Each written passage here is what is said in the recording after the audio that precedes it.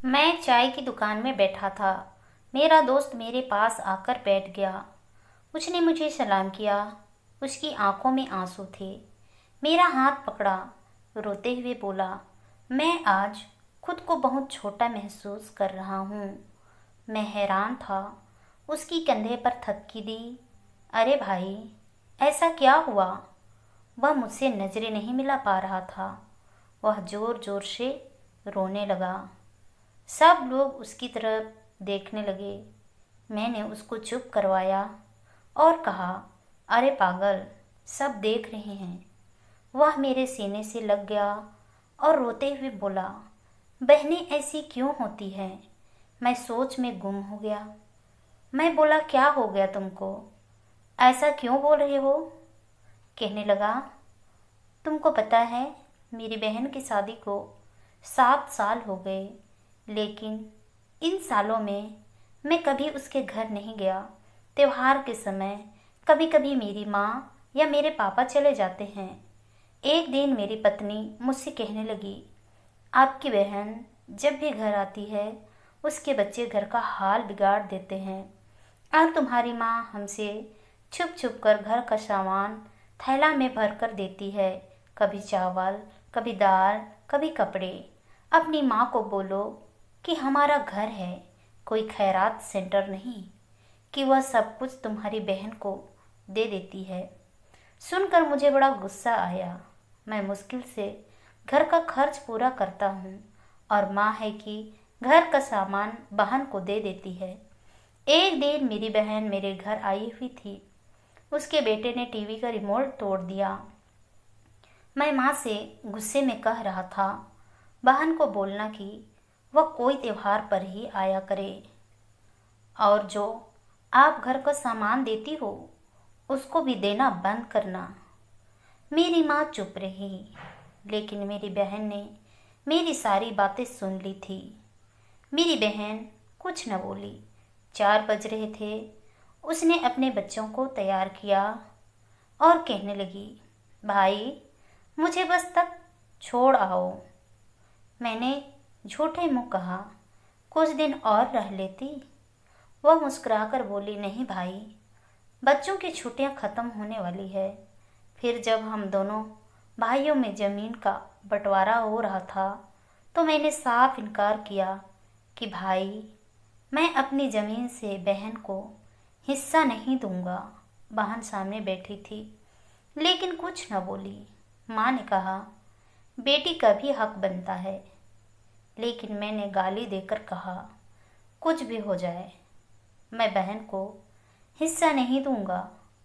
मेरी पत्नी भी बहन को बुरा भला कहने लगी। वह बेचारी खामोश थी। कुछ महीनों बाद मेरा कारोबार बिल्कुल ठप हो गया। मेरे बड़े बेटे को टीवी हो गई। मेरे पास उसका इलाज करवाने के पैसे भी नहीं थे। मैं बहुत परेशान था। मैं 2 लाख कर्ज भी ले लिया था। मैं बहुत परेशान था और कमरे में अकेला बैठा अपनी हालत पर रो रहा था। इतने में मेरी बहन आ गई। मैं गुस्से से बोला, अब ये आ गई है मनहूस। मेरी पत्नी मेरे पास आई और बोली, कोई ज़रूरत नहीं इनके लिए अच्छा अच्छा खाना पकाने की। फिर 1 घंटे बाद बहन मेरे पास आई और मेरी हालत देखकर बोली, भाई, परेशान हो?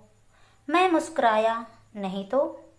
बहन पहले तो मेरे सर पर हाथ फेरी और बोली, बड़ी बहन हूँ तुम्हारी, मेरे गोद में खेलते बड़े हुए हो, अब देखो मुझसे भी बड़े लगते हो।